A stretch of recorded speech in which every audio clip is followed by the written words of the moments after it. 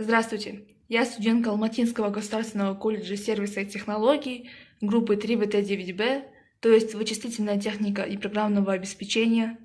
Это сайт Classroom, Google Class точнее, по которому нам скидывают задания и также учебный материал. Также, к примеру, можем зайти, допустим, в экономику, и здесь у нас уже есть некоторые задания.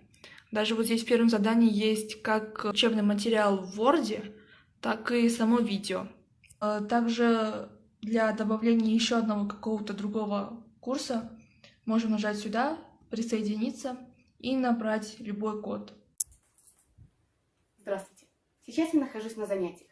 Вы спросите, как? Где я нахожусь в стенах собственного дома? Я покажу вам. Здесь находятся все мои учителя. Они проводят лекции и дают нам задания дистанционно. Одновременно со мной здесь находятся все мои одногруппники. Эта возможность нам дает дистанционное обучение. Дистанционное обучение не преграда образованию. Меня зовут Абулай, я хотел рассказать о том, что дистанционное обучение не помеха образованию. Через этот сайт мы связываемся с нашими учителями. Для нас дистанционное обучение не преграда знаниям. Дистанционное обучение не помеха моему саморазвитию. Для нас дистанционное обучение не преграда знаниям.